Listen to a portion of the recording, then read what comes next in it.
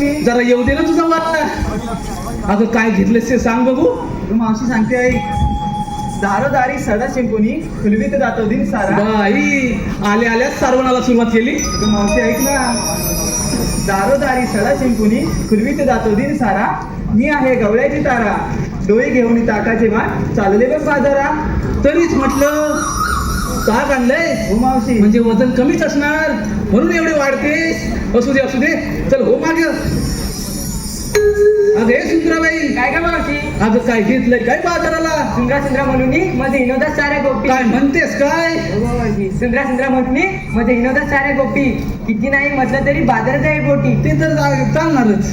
बाजारी जाण्याची आमची हौसले मोठी. बाई ऐकतो तुझं मावशी. हं, हं. बाजारी जाण्याची आमची हौसले मोठी. तूप घेऊन डोईवर चांदी बघ नाटी. अगदी नटी दिसतेस हो. चल हो माग. अगं हिरे, अगं तू सांगतेस का हो, काय सांगते. घेतलंय ते? दिवसाची सुरुवात होते उगवत्या सूर्याने. हो का?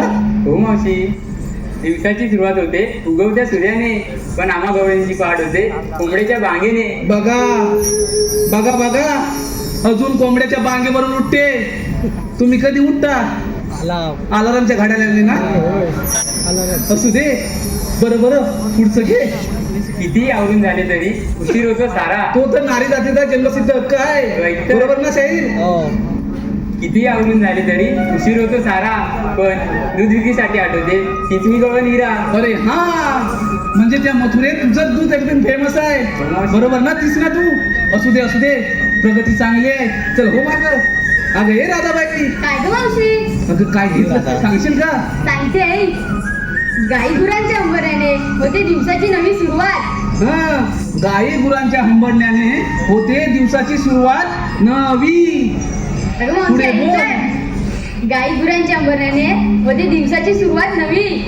कोकिलेच्या आवाजाची सुस्ती मंजिल मंजिल राणी. मना मनाचे कुणी मोठी फुलतील रानू राणी. द्यायचे माठ घेऊन चालली बघ राधा राणी. बाई माझी राधाबाई, मी काय म्हणते, दही जास्त जड नाही आहे ना? नाही ग मावशी. अगं तू दिवसांदिवस कमीच होत चाललेस म्हणून विचारलं.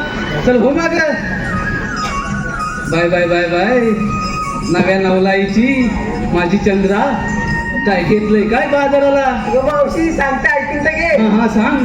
सुख दुःखाच्या बांधून गाठी घेते पदरा अडून. सगळ्यांचंच आहे. बरोबर ना सावंत बुवा? सुख दुःखाच्या वाटी ह्या पात्रालाच बांधून ठेवतात. पुढे सांग. सौभाग्यासाठी झटटता दिसत नाही जरणी. हो का? ते तर सगळ्या नारी जातीचा धर्मच आहे. अगं मावशी ऐकून तर घे. अजून पुढे आहे. आईचं काय पण जणू तिजणचं का पार. अगदी बरोबर बोललीस. आता ही अगदी बरोबर बोलली ना काकी. बाईचं बायपण अगदी तिजोरीचं कपाटच आहे. बरोबर ना दादा? म्हणजे एक साधं उदाहरण घ्या. आता मुला आणि मुलीचं प्रेम होतं, बरोबर ना? पण दोष मात्र कोणाला देतो आपण? मुलीला ना. ती मुलगीच तशी असेल किंवा कुणीही करा म्हणजे, पण नारी जातीलाच दोष देतो ना. अगदी बरोबर बोलली सांग की बाईचं बायपण जणू तिजोरीचं कपाटच आहे. अगं मावशी ऐकून तर घेतं पूर्ण अगोदर. बाईचं काय पण जणू तिजणचं का पार. चंद्र नावाची गवळण मी म्हणून घेतलंय लोणी. वा वा वा वा, फारच छान माल घेतलायस पोरीनो. चला तर मग.